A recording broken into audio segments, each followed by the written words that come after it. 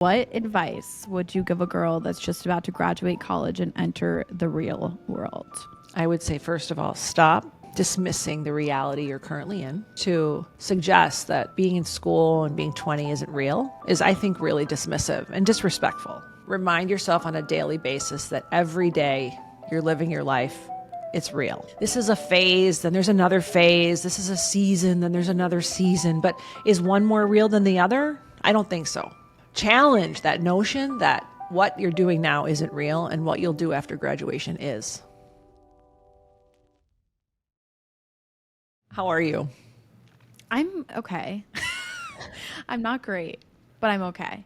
I just got back from like the big weekend in Nashville for senior year fall break. I feel a little guilty admitting this, but I drank like 3 days in a row, which is very unlike me. Like very unlike So me. unusual for you. And I think I was peer pressured. Like whether I took ownership of it or not, I think I was just like, I'm just going to comply this weekend. I don't really feel like dealing with feedback. Do you know what I'm saying? Like just, Yeah, I don't you feel felt like, pressure. yeah. And I was just like, whatever, I did the whole, I'm 21, I'm in Nashville, like it is just to like comfort myself. And of course, like Sunday morning after the 3 days of consecutive drinking, I woke up really puffy and like bloated, felt disgusting, and then got that kind of like doom Sunday scary vibe where I'm like, I need to revamp my life. I need to go on this like 60-month hiatus where I like am super strict and disciplined. Like, How many months? Did you say 16 or 60? 60. 60. Okay, so we need 5 years of discipline now to recover from 3 days of Yeah, but that's how drinking? it feels. Like I don't, and I realize Wow. like I really don't like drinking. Like I really don't. Like even the taste. Although I will say, one night we did go to a cute like wine bar. It was a little sultry, and like my friends and I split like a nice bottle of wine. And I realized we didn't need the alcohol for it to happen, but it was just Yeah. like this like kind of like intimate, just girl time. So Yeah. basically, I'm on the uprise, hopefully, Okay. but I mean, still recovering. It sounds like a little bit of catastrophic thinking, like it's going to take me 5 years to recover from 3 days. And, Yeah, I do that. yeah, a lot of us do. It's really, it's courageous to admit it, right? I think it's hard, like the party atmosphere, I think it's hard to make healthy choices. Yeah.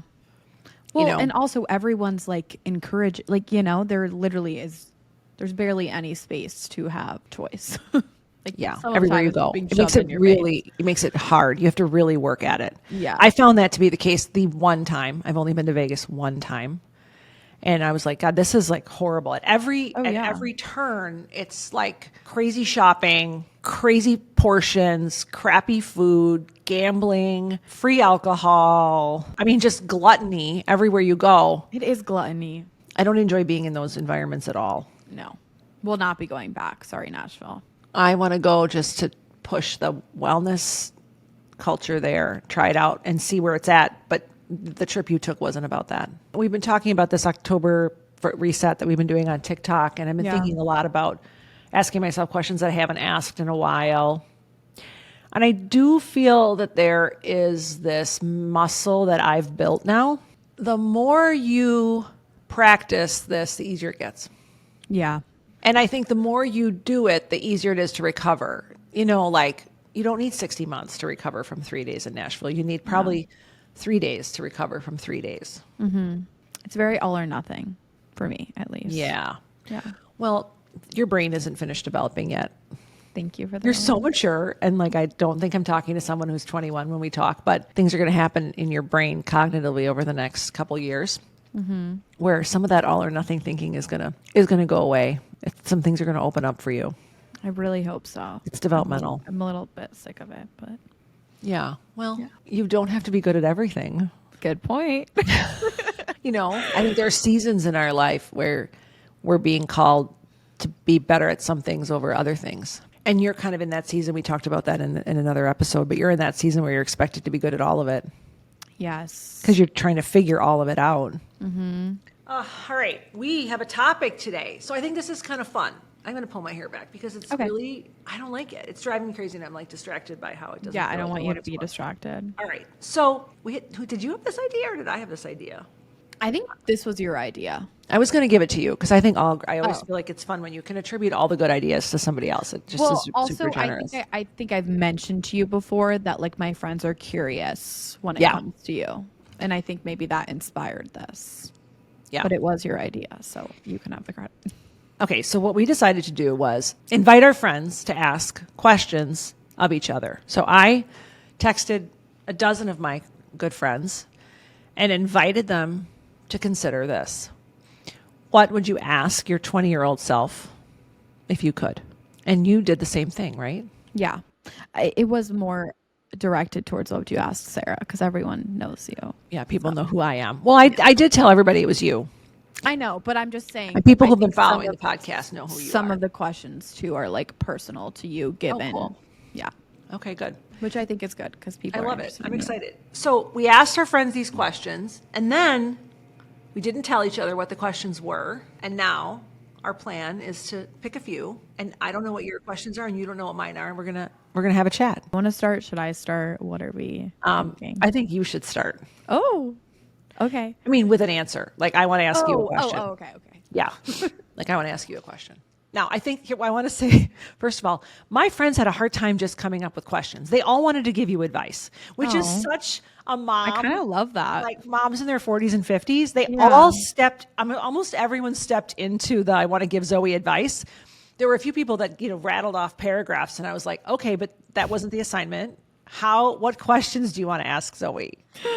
Oh, Which I loved it. I didn't think of it as like, oh, they didn't follow directions, but they were Yeah. just being very generous with. totally. And I have a lot of, and I also came away with it with like, God, I have really insightful friends Yeah. who also really care about the podcast and me because they've really took time to give me like incredibly thoughtful things. We're not going to be able to get through all of them here. And I had to Yeah. kind of lump a few of them together thematically. Okay. Okay, let's start with something kind of light, personal, Okay. playful. Oh, okay. I want to do that. Okay, what lyric or lyrics speak loudly to you right now? What do you sing at the top of your lungs when no one's looking, in the shower or the car with the windows? Are they rolled up or down? Oh my God. I love this question. Okay. Well, we were both talking about this the other day. Olivia Dean album, like top of line right now. It's on replay literally every day, 24/7. So, This is so funny because I was listening to her thinking, I got to text Zoe this song. I wonder if she's heard it. And then Oh my a God. week passed, and then I did send it to you. and I'm like, it's my favorite song on the album too. So like, I of love course. it. Should we say what it is? Yeah. I've seen it. Literally.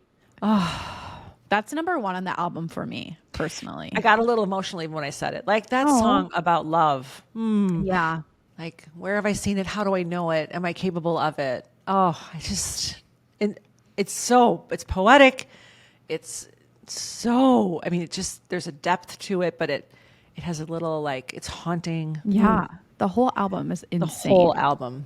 It's insane. Yeah, I would say, yeah, I've seen it. Okay. All right. Okay. That was my fun way to start it off. I love that. Thank you for that question. Do I get to go now? Yeah. Okay. Let me find a lighter one because It's okay. I mean, go whatever's speaking to Okay. you.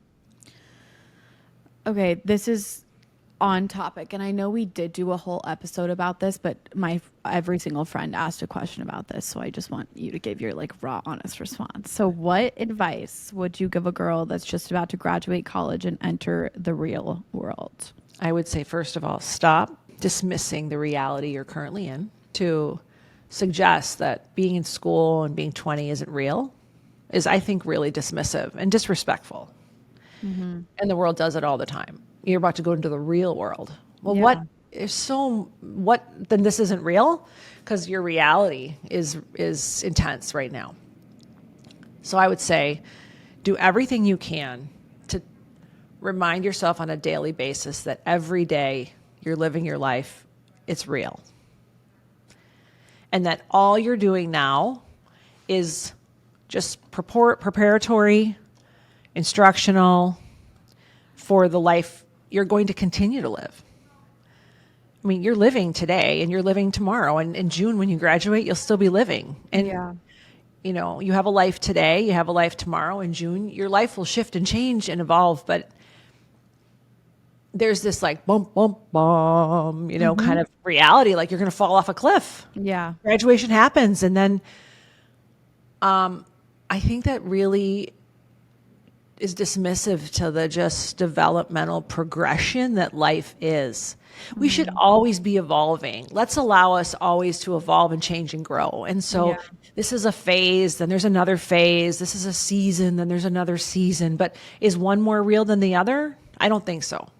I mean, you're managing your life, you're managing a budget now. You've got to like figure out how to do real life shit now. There will be more things to manage for a lot of people, but like after graduation, but maybe not. Yeah. I mean, I would say challenge that notion that what you're doing now isn't real and what you'll do after graduation is. Yeah. Jeez. I've never thought about it that way. So I know you had that experience a couple weekends ago where you were getting sort of like, you don't know the real world kind of stuff from somebody. And it affected you. And what you were reacting to was the fact that your experience right now feels very real. Yeah, and I think you're right. A lot of people in college don't think that at all. It's it's fake. All we have to do is go to classes. It's why we can drink our weekends away and like not worry about anything. And then you get hit with the fact that you have no idea what you're doing. Yeah, but all the things you have to do now to manage a college life and career, college education, you will have to do those same things just around a Right. job. You still will Right. have relationship challenges. You still have to feed yourself. You still have to make time for things. You still have to do your laundry and gas up your car, and there'll still be money to manage. And it'll just be around work instead of school, but school is work Right. for everybody, just some people more than others. So that's my advice. That Push was against that a little amazing. bit and settle in. There's lots of ways to live in the world. There'll be seasons where you're more receiving and then giving, more learning and then contributing, more developing and then leading. And that's going to happen throughout Yeah. your life. Okay. I'm taking it in. Thank you. Well, whatever. There you go. On behalf of all my friends, thank you. Yeah. Okay. You're welcome. On behalf of I don't know. The Sarah Committee. That comes from a woman who had cancer in college and it felt very real. So, Yeah. but even if I didn't have cancer in college, I think that's real. All right. So much of life up to this point is about learning, school, adopting others' ideas, bulking yourself up to become someone important. What if you flipped the script and considered what you need to unlearn to become more fully you? Well, I've been thinking about this a lot because I'm starting to go through like looking at grad school applications and all that. And they're asking me questions about like, what have you overcome or whatever, those kind of questions. And I think I've unlearned a lot already. Luckily, I've put in the work to unlearn a lot of things. We just talked about it. My main one would probably be this all or nothing thing that I need to be really good at everything all of the time. Yeah. And when I slip up or I have, for example, like this is a really stupid example, but bear with me. I realized like for the last month, I was like not doing, or I wasn't counting my protein because I was just like, I was traveling a bunch and whatever. And I haven't been feeling good. Like I've been feeling puffier, just like not great. And I kind of like had this moment where I had to like be honest with myself and be like, well, you haven't been, you know why you don't feel good. And then I went into this spiral catastrophic thinking of, oh my God, like, how could you be doing this? You know better. Why would you do this? Now you need to go on again, this like 6 month, whatever, lock in, discipline, whatever it is. And it's like, it's all out of like shame, guilt, it's not good feelings. And it's not, I wish it was like internally from a place of, oh, it's because I love myself and I care for myself and I'm going to make this shift. But really it's because I'm mad at myself. And You're punishing. yes, exactly. So for me, that's like, yeah, I need to unlearn that because I think it stops me in a lot of ways with a lot of things. School, I procrastinate things because it's Yeah. sit and study for 6 hours or don't study at all, you know? Yeah. Yeah. Probably keeps you from being able to even enjoy the things you choose to do because you're already thinking about how you need to punish yourself for Oh, having so yeah. much enjoyment, right? So you're not even present for the things that you weren't even very present for the thing you were punishing yourself for, Yeah. you know?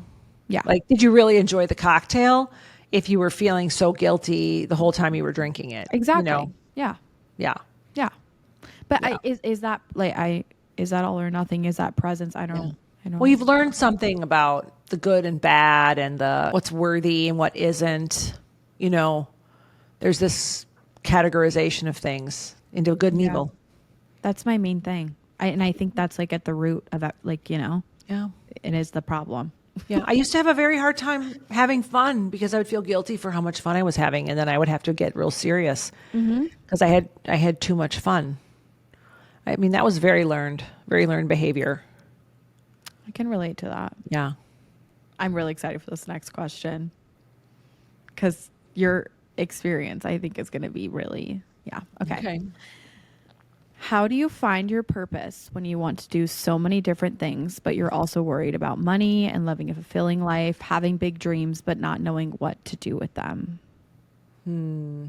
Well, I think first of all, I think it's important to consider that or trust that you have a long life ahead of you and there's lots of time. I think we've been conditioned to think that like life happens in a 13-second TikTok and there's not a lot of patience in our world for things to unfold as they're meant to. It's hard to trust the universe's plan for us because we're so conditioned to control and drive and create and manipulate, and it's like all on us. But there is a reality, I believe, that's there, that the world will bring you all the opportunities you're supposed to have over the course of your whole lifetime. And yes, it's our job to make decisions and create things and go after things. But at the same time, there's only so much that will affect because Yeah. what is meant for you, I believe, finds you. So if we all could take a collective deep breath and imagine that we have 80 years, 70 years to do and be all the things, it might take a little pressure off, Right. right? It gives you a different perspective when you don't feel so pressured to Yeah. get it all in. And Yeah. I'm really guilty of this. I have a very hard time believing that I have time. I'm very much like, I always feel like I'm going to run out of time. I've lived a lot of my life without the pressure of having to worry about having enough money. It's a real gift. But I had other pressures, which was making sure I lived my life as if I deserved what I had. Right. It's the same thing. It's pressure. Yeah. It's just coming from a different reality. And I think it's important to ask ourselves, like, who's putting that pressure on us? Where is that coming from? Is that my internal drive to create and demonstrate whatever? Or is that some kind of inherited set of limiting beliefs that really don't pertain to me, that they're not mine and I've just taken them on? Kind of like the unlearning Right. question that we just took on, you know? Yeah. So could we take a deep breath? Could we trust that life is going to give us all the opportunities we need? And our job is just to show up every day, being our best selves, open and seeking those things that are most aligned. Yeah. Trusting our instincts and our intuition when they come to us. You graduate, you don't know what you're doing, then you don't know what you're doing. And why don't you know what you're doing? You're supposed to get a job, like it's just, Yeah, you got to be thinking about the next thing while you're doing the current thing, and you can't even you can't even really inhabit the current thing because you're thinking about the next thing. It's the Yeah. whole it's the way most people live their lives. Like, I just had a baby, when am I going to have the next one? right.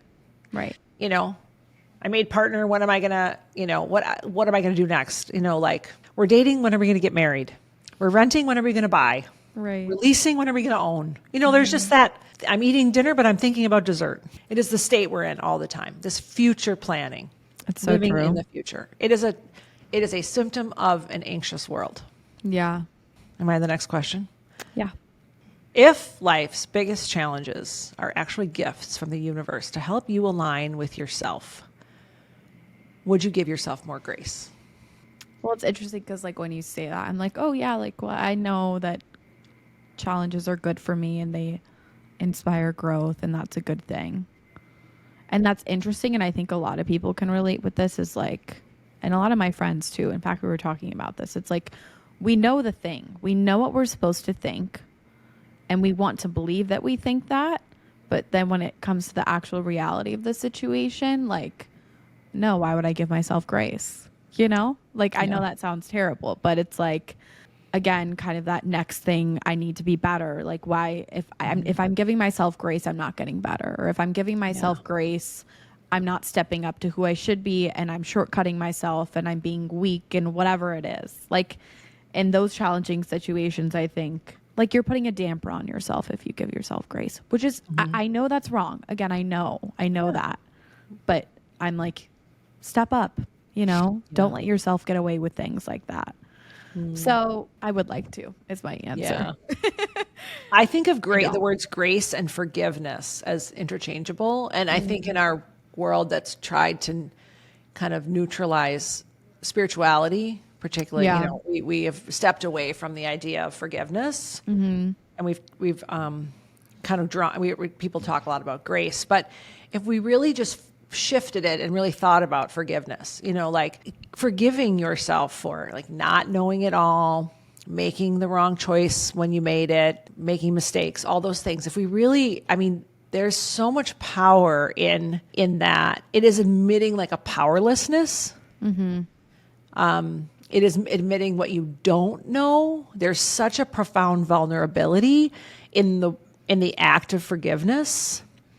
And I think most people try to avoid being vulnerable, so then we dumb it down to say like, well, just give Yeah, yourself some grace, which, totally. could be space or time or be a little more gentle. But I think there's an interesting opportunity to return to this sort of concept of like, could you just forgive yourself for all the things you did that you wish you hadn't done Right.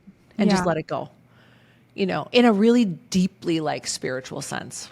Yeah. Because grace does kind of feel like this interim to me where forgiveness kind of like you forgive and forget, you know, the Yeah. kind of like, Yeah. okay, we're going to move on from this and Yeah. learn from it.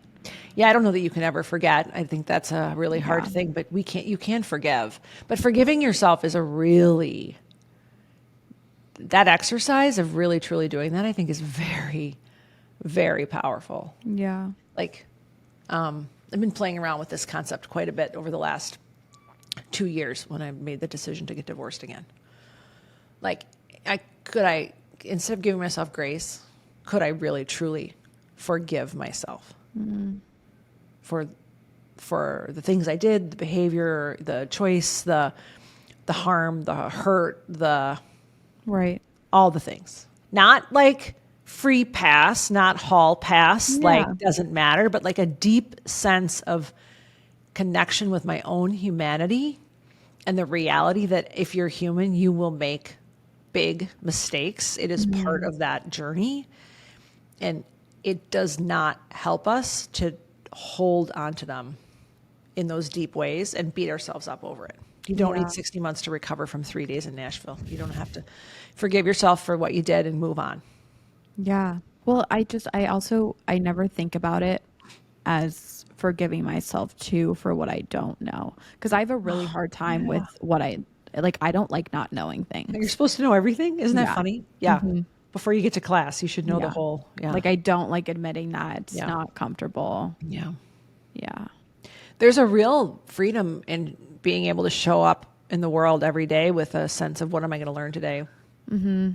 What does the world have to teach me? It creates an openness in you, and it has created an openness in me, and it's allowed deeper connection with others.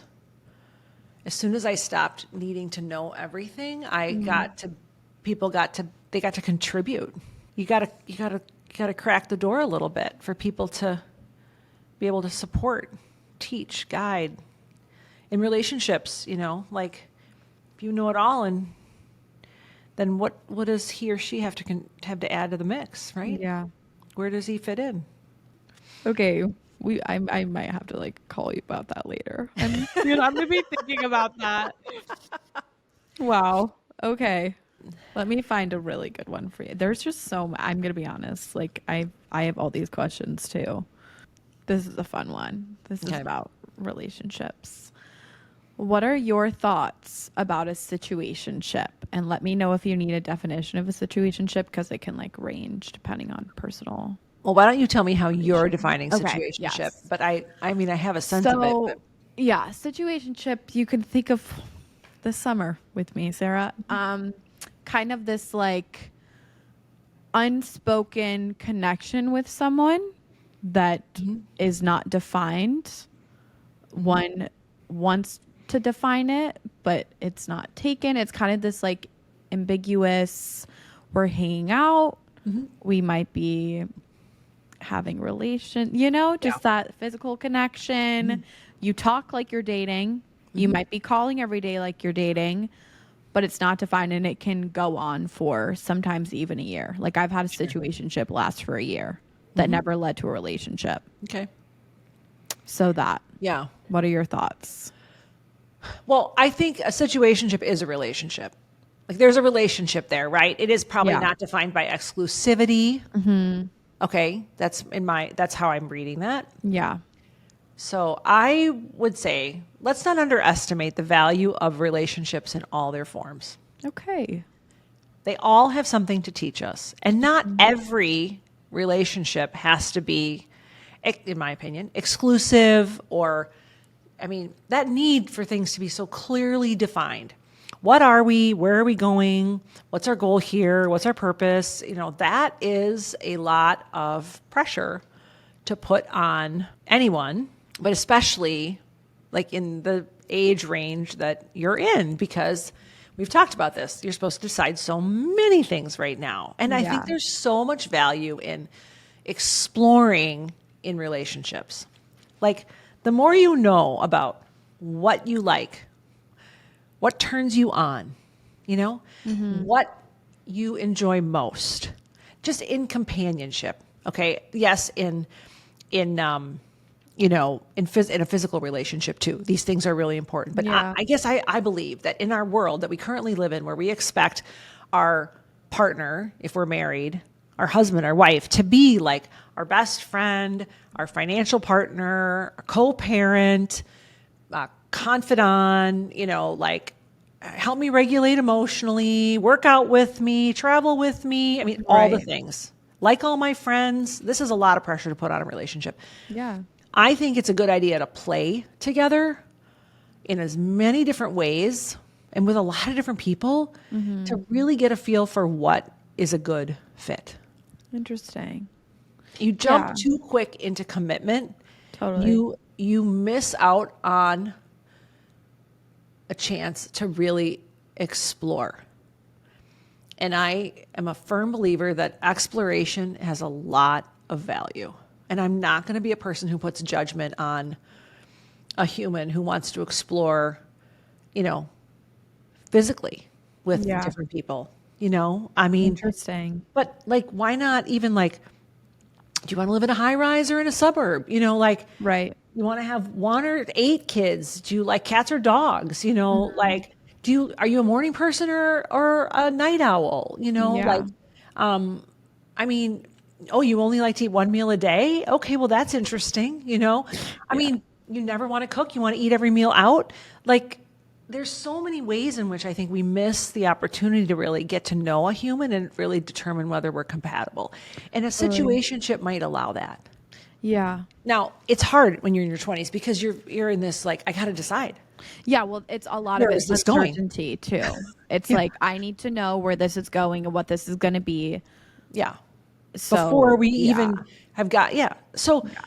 I mean, that's a symptom of an anxious world. And I mean, making a choice from an anxious place is not necessarily going to be a great choice. Right. I think we could try to come up with a more neutral perspective on that word situationship because it's gotten a lot of negative. Totally. It has like a negative connotation, Totally. but there's real value in just as long as you're safe and you're respectful and you're prioritizing your health and your mental wellness, all those things, right? I think there's a lot of value in play. Yeah.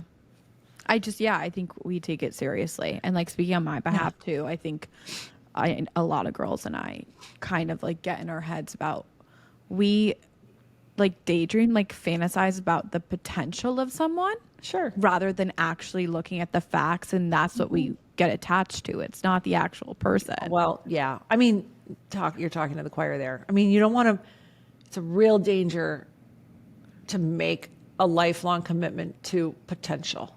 Yeah. Because you're going to spend now the next X amount of time trying to make them be the person you know they can be. And that's not a fun place for a partner to be on the on the receiving end of that. It's not fun to be the one that's pushing it, and it's not fun to be the one that receives it. And it is rare that that can actually be sustained. Yeah. Okay, I'll do a relationship. Okay. What qualities, personality traits do you think are most important when picking a partner? This has like changed a little bit over time as I've been like going through these situationships. I used to, and in fact, one of my best friends challenged me on this, was like, I, again, always like thought I needed to be like complete, whole, perfect before I met someone. So like a lot of the qualities that I look for are like similar to that. Like I consider myself a hyper independent person. So I thought I would want a partner like that.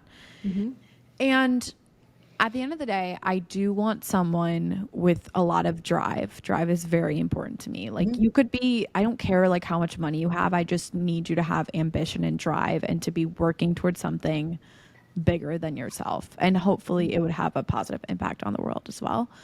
That's like a big one for me. I would also say emotionally intelligent.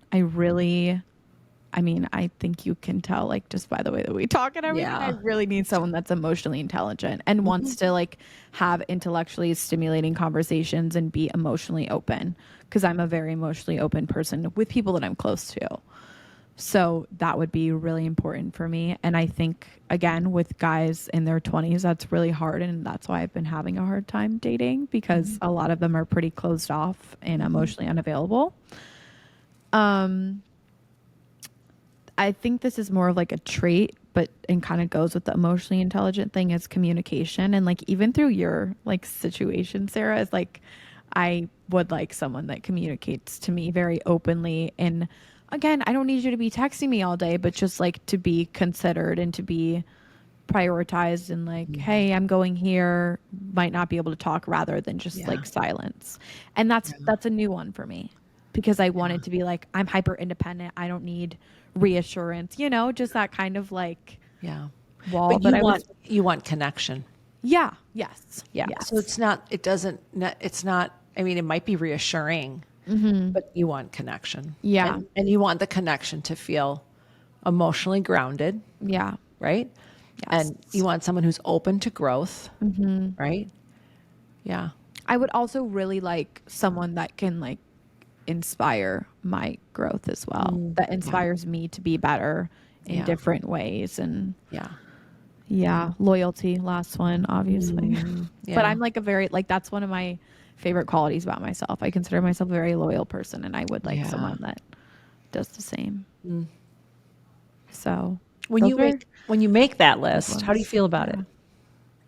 Like proud. I really Yeah. like Oh, my good. list. And a Yeah. lot of my friends and like people around me have said before, like my mom will say, she's like, your standards are too high. Like you gotta be realistic. Not everyone's perfect. But I'm like, I don't know. Like these are just, I'm not gonna settle. These Yeah. are really things I want in a partner. So I think we had this conversation. You know, I made a list. yes. Yeah, I made a list. Yeah. And I found someone who has traits that relate to every bullet point I had on the list. Not perfectly, but literally touches every one of them. Yeah. And that's exactly what I love about it, because that's where there's growth. There's potential for growth. I mean, I'm not perfect. And together we're working toward being our best selves. Yeah. But he lives his life in a way that there's something about him that speaks to every one of those points, right? Yeah. I'm glad you're proud of your list. Thanks. Yeah. It's like Yeah. fun. And I like, it's also, it makes me feel better knowing that I'm able to allow it to change over time, Yeah, it will. you Yeah. know? Yeah. Yeah. But that one about being open to growth and emotionally available is probably the most, I think, kind of important one, and the little bit of Yeah. drive, because as your lives, like if you do find someone and you do, you make a commitment and your lives start to change and your circumstances change, like all of a sudden you have a child Right. or one of your parents is ill and needs, you have to do some caretaking. Those, those qualities allow you to pivot and shift, grow and develop together, evolve, Right. right? To meet the needs of what life is throwing at you. Yeah. Like I think about my female friendships and just like we already do that for each other, you know? It's Yeah. just a partner is like you add in the romantic stuff, but I'm just like I know that it's possible because I've seen it within my female Yeah. friendships. So I just hope I can find someone like that too. You will. He doesn't have to be all things, right? Because there are other people in my life that can do things for me, Yeah. meet other needs, But there's a core set of things that should be real and true about that partner person. Right. Yeah, Oh, that's a good very point. cool. Okay, I'm really excited to ask you this question. I'm going to kind of combine two. Cool. So I'm going to ask two at the same time, but they go with each Okay. other. So, how to deal with body image in your 20s when it feels like it's all you can think about and all you think about is how you look and how you're being perceived. And with that, because a lot of my friends are very wellness oriented people, dedication versus toxicity within the gym and nutrition. And how do you find that balance? So, kind of all around like body image. Well, it's not just in your 20s. So I think it's women just in general. But the more I have deep conversations with male friends, it exists. It's a human. This is a human condition. This comparison culture we live in. Men deal with it in different ways, but they are no less challenged. It's a little cliche, but I think it's important to get a little perspective on it. Is that like most people are so wound up in themselves, they don't have time to really care much about you. Yeah. Like, and while there might be this comparison glancing, it's done in reference to, like, she's hotter than me. It's about me. Right. He's fatter than me. It's about me. It isn't about you. Or she's prettier than me. I have better hair than her. Like, it's about me. There's a real opportunity, I think, to try to take a break from the judging. All of that judging behavior is a way of distracting from a feeling state. So I'm trying to stay in my head to avoid what? A feeling of insecurity, a feeling of inadequacy, feeling of discomfort in my body. So the more I can sit with the feeling part, I'm uncomfortable, I feel inadequate, I'm not perfect. The more I can sit in the feeling of what does that feel like? It's disappointing. It's overwhelming. It is, God, I feel sad. I feel, I'm trying to even just sit with it in myself. I feel like there's anger there. Like, why? Why am I wasting so much energy on this? This is ridiculous. What a waste of my time. Who the hell taught me that this is the way I should be spending my time? Why am I believing these things, that this is what is more important, that how I look is more important than who I fundamentally am? Right. Like, if I really just keep going, I'm doing like that exercise of just going deeper and deeper and sort of talking to myself, like, what does that judging part really want to say? I'm scared. I'm afraid I'm inadequate. I'm afraid I'm not enough. I'm afraid I don't measure up. I'm afraid I never did. I'm afraid I'm not lovable. And then what does that mean? Will anybody ever love me? Right. But then what do you do with that? What do you do with it? You talk to that part. You sit with the unlovable. So what if I am unlovable? Am I really? Like, I just think you just keep sitting with it, and you just, until it doesn't feel so scary anymore. then all of a sudden, if it is true that I'm judging you and comparing you, but it's really about my own fear of being inadequate and not enough and fundamentally not lovable. Yeah. Whoa, what if we're all carrying that around? Well, that just creates a whole layer of empathy that instead of judging that person and being like, God, he's fat, I'm going to be like, whoa, he's a human who feels, I bet at times has felt unlovable. Yeah. And I feel, have been I mean, wow. Now we like connect on a whole different human level. Right. I think that's, I mean, I don't know, Zoe, but I think that's the answer to this is trying to step out of our thinking mind and get into our feeling body and sit with the real feelings underneath it. You Yeah. know, this fundamental fear of inadequacy Totally. and not being enough. And where did we learn it? How old were you when you first felt that way? Right. Can you connect with him or her? Because we're all walking around with it. Yeah. Well, I You think know, that's part of it. We're just like so that's in the our head. toxicity, right? Yeah. That's the toxicity is not being able to is like rejecting those like deep primal feelings that are so part of being human and Yeah. judging them so strictly and so negatively. You know, so then what do? I'm going to go into the gym and I'm going to work so hard to prove that I'm worthy, Yeah. And right? eat as little as possible. Yeah, to prove that I'm disciplined, to prove that I don't need anything, not even adequate nutrition, Yeah. right? Actually, no, it's true. Yeah. It's Yeah. really related, isn't it? I mean, we're going like full circle here. So what's the answer to all this? I think, I mean, I come back to this all the time and I worry that I'm becoming like a broken record, but I come back to this, like, if you can't sit with your difficult feelings and not judge them and allow them to be and own them and hold them and love them, you will struggle in a lot of places in your life. Yeah. I You mean, know, no, I think you're right. I've there seen it isn't a in person myself. walking around in this planet who doesn't struggle at times with feelings of inadequacy Yeah. or not feeling worthy or feeling unlovable, period. But because we have judged that as not okay and a sign of vulnerability, and God forbid you be vulnerable, we have all armored up, you know, with all the things and all the trappings of productivity and the status symbols of worthiness. Come back to your like G-Wagon Literally. thing, right? Yes. I will just get a G-Wagon and that proves that I am, you know, Totally. we're missing it. Yeah. Yeah. So anyway, that's my, No, that was a great answer. And I think it's probably like I knew it within myself that I was like, ugh, I don't want to hear that.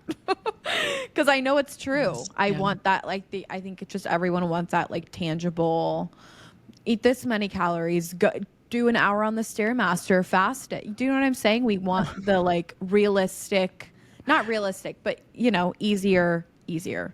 options. Yeah. I mean, it's so funny to think that an hour on the Stairmaster is easy than just sitting with the reality that you're just kind of fundamentally, you Yeah. know, flawed and, you know, have a lot of difficult emotions. Isn't that funny? Yeah. That Well, we you've would, you got know, music blasting in your ears and you don't have to think about a thing. right. I know. I wrote a PhD dissertation trying to like prove my worthiness rather than sit with how inadequate I felt in the world. I mean, I wrote a dissertation, you know, Oh, God. if I get a PhD, that'll prove my, you know, so Yeah. funny. Oh, life. For real. All right. What in your life do you hope never changes? Within myself, or like, are we just up for interpretation? You can answer that any way you want. Okay. You just can't say the collagen in my skin. No. I was thinking on a deeper level. I know I'm kidding. The first thing that came to mind was like love. I don't really know what that means for me. Like I've always, this is cheesy, but I've always said like my favorite word is love. Like I just love love. Like I love loving Love. others. I love people loving me. I love the idea of love. So yeah, I would just say like my like hope and just like core belief that like everyone should be loved and I want to be loved, you know, just that like I love that that. feeling of I love. love that. Yeah. Yeah. That loving part of you, that part of you that, yeah, that's beautiful. Yeah. That was just like the first thing that came to mind. I like don't want to ever have that be questioned. Yeah. Very cool. Okay, can I ask you one more question? Yeah.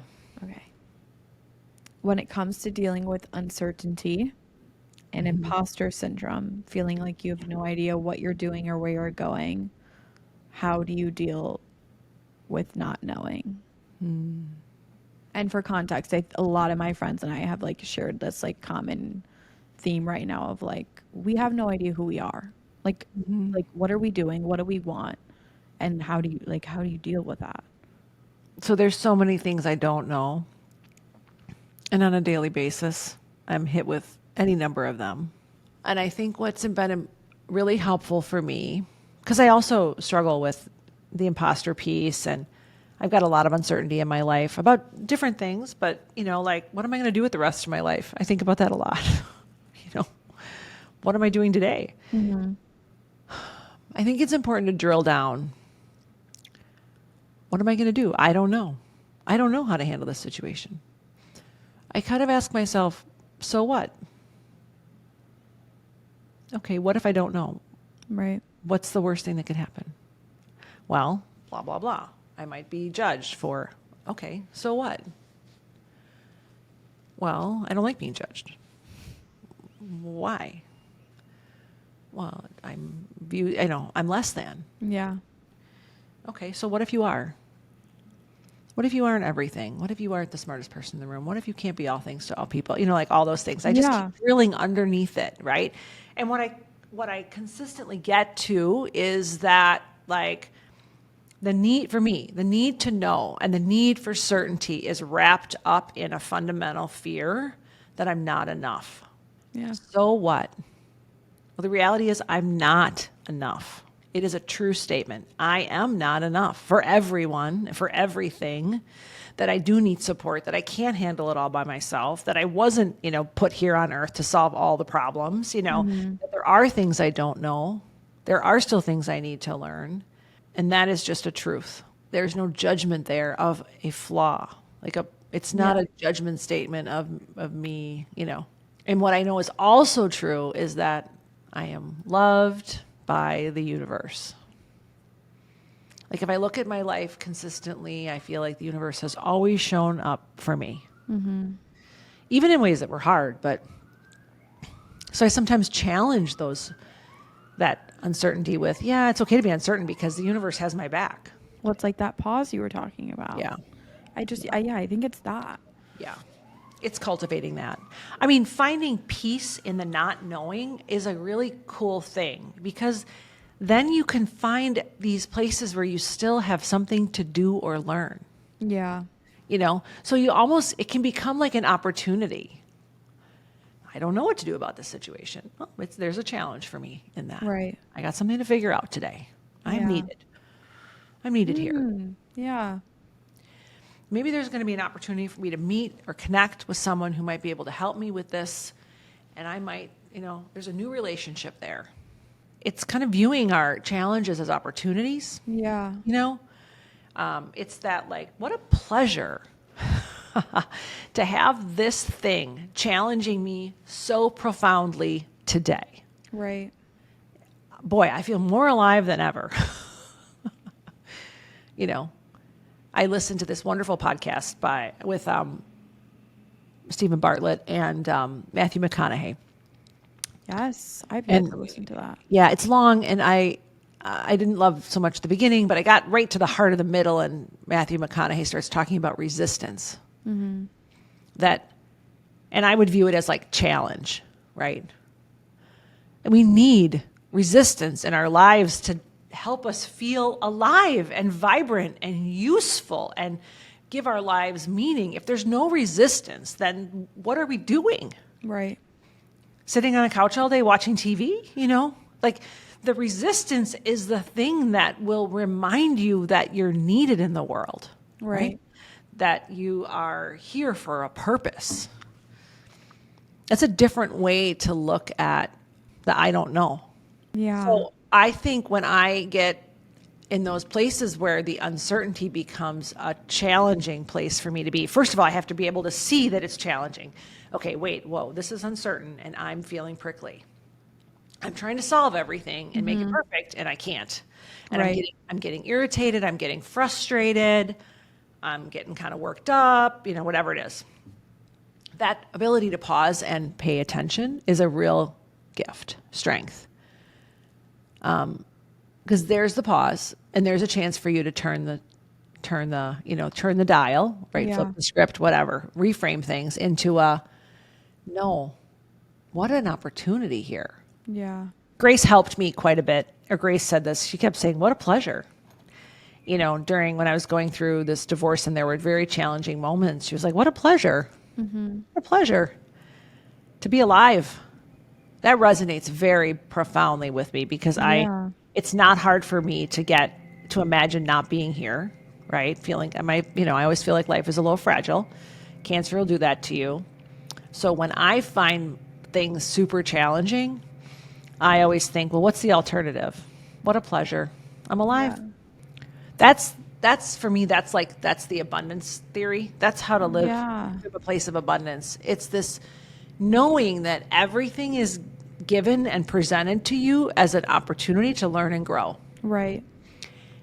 A scarcity mindset is like, I can't do this. I don't have enough resources. This is going to be too much. I can't Yeah. shut down. But abundance, from an abundance perspective, you're like, bring it on. Right. Because I can do this. I will do this. I might not do it well, might not do it perfectly, but I am ready for this challenge. I will give it my best and I will learn Totally. something in the process. Yeah. I mean, as you're saying that too, I like to think of myself as a positive growth mindset person, but I'm like, maybe not, because I can have that like shut down moment where I'm like, I'm not prepared. I can't do this. I'm not prepared for this. I don't know what I'm doing. Like, Yeah. yeah. That doesn't mean you're not a positive growth mindset person. It just means that you're having a moment where you're finding it hard to Yeah. find that positive perspective. And sometimes you have to shut down in order to find it. Okay. It's okay. It's okay to have the moment where you're like, I can't do this. I can't do this. I can't do this. I can't do this. It's the moment when you pause and you go, wait a minute. Okay. What do I need in order to be Right. able to do this? What Yeah. resources do I need to muster in myself and in others in order to be able to handle this moment that's being presented to me? Yeah. Because we aren't equipped to do it all alone. I'm not saying this is like you're supposed to figure it out all by yourself. Do you want to hear a little bit of the advice that my friends really Yes. wanted to give you? Wait, I would love to. I feel like I feel like some of them were writing a little bit of a love letter to themselves, like their Oh, 20-year-old selves, which yeah. is a beautiful thing. I often have thought about my 20-year-old self and wishing I could be with her now. I can. I wish I could be with her then. Yeah. I wish I could be me with her then. There's some ability to do that, but I mean, I'm talking real time. Like, I Yeah, wish I could have gone totally. in that dorm room and like put my arm around her and sat next to her on the Oh, bed, been like, hey, come on. you know. But this is what a few of them said. It's quite a bit. It's a long list. I don't know if I'm going to be able to get through it all, but are you ready? I'm so ready. I'm really excited. Okay. You are not separate from your body. You are one with it. Body, soul, mind, energy, spirit, they are not separate pieces of the whole. They are the whole. Loving and accepting your body is loving yourself. Okay, I'm getting emotional. I have tears in my eyes. Give yourself permission to be wrong. It's okay. You don't need to have everything figured out yet. You may be talented, but your ceiling is low if you cannot teach others. Goals become clearer when you wake up and work really hard every day. Opportunities and success come from exhausting work. Get curious about your limits. I like that. I Curiosity. really like that. Yeah. Take more time to network and be curious about what other people are doing. You can be strong and powerful while still being polite and calm. Social grace and eye contact are moneymakers. Okay. I like that one. Move slower, talk less. Your life could end up 180 degrees from where you intended it. let it. Things constantly change. Keep going. Truly, truly love yourself and get a therapist. Treat yourself like you are precious. You are.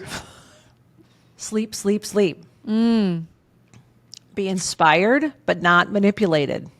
Oh, I like that. I like that.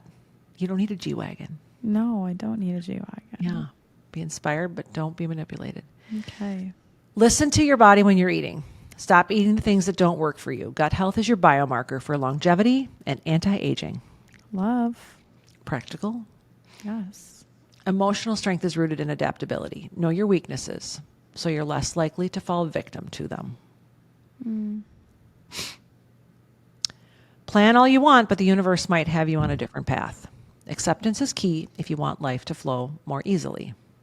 True. Lean into your purpose here on earth. Following your true purpose equals success, even when it doesn't make logical sense. Okay. Needed to hear that. Love that. This one won't be hard for you. Spend time and money on self-care. Your body will thank you later. I'm the queen of that. Maybe a I little know you too are. much. We both are. Every diet is a fad. Eat real food. Follow your intuition. Yes. I love that. Stop saying sorry. Don't be a people pleaser. It will come back to bite you. Some people will dislike you, and that's okay. Oh, and drink more water, bitch. Yes. Love. Wait, that was great. Yeah, I have really good friends. Oh my God. I love you, Zoe. I feel so loved. I love you. This has been a lot of fun doing this together this season. Totally. Yeah.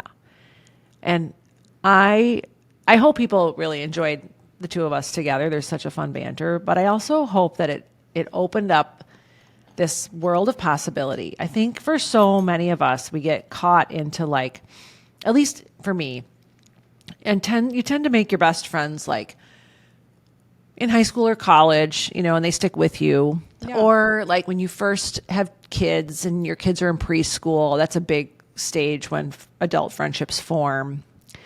And it's easy to get caught up in your circle and not letting it expand, or not making time for it to expand, or not putting yourself in positions where it will expand. In the last couple of years, I've had this exercise in putting myself intentionally in spaces where I wanted to learn something, but what happened is my social circle expanded. And you're a part of that. I'm so happy to be a part of that. I am so happy you are. And it's such an unlikely kind of thing. Like who at 53 thinks they're going to make a dear closest friend with someone who's 21? Totally. But I really feel, and I mean this so wholeheartedly, that I can be so authentically myself with you, Zoe. Wait, I love that. I really do. Same. I feel so unjudged. Oh, And I feel this deep sense of connection in the way you show up so authentically with me. that's so sweet. That just like, I feel like I get the best wow. and the realest version of you. You And I do. can be the most real version of me with you. You can. It's really a freaking gift. It is. And I don't think, does it matter that there's 32 years between us? Apparently it doesn't. I don't think so. Because I've grown in ways because of you that I know we were supposed to find each other in the world. Oh my God, completely. I told you Yeah. I manifested you. I always say that. I'm like, literally, it. I can't imagine my life without you. Like, genuinely. Well, I feel the same way. Yeah. You've helped me find parts of myself that I didn't even know I needed to find, but I really did. And I feel like we're kind of just getting going. There's Totally.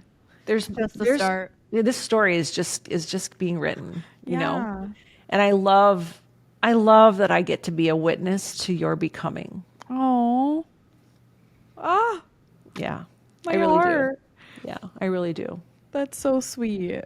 Yeah. And it's fun also to be able to share some of that like caring, mothering energy that I have. But Yeah. I'm not your mom. You have a great mom. Yeah. I don't need a mom. But I get to do it in a friendship kind of role. Totally. It's really fun too. Anyway, I feel like that's what makes it. Anyway, that's just a little bit of gratitude from me to you. Oh, well, I share the same, and I love you. Well, this was Okay. fun. Any parting thoughts on your? Any parting thoughts? I'm just very grateful. I feel like I say that to you a lot, but seriously. And just for all this and like these conversations, I just really value them and I always learn a lot. Well, I am gonna. We got to sign off because I'm gonna go buy balloons, a bunch of Yay. helium balloons, so that when that little boy who just turned 9 today comes in the house, be some birthday balloons. Oh, well, happy birthday, Ferg. Happy birthday! You're the best. All right, you.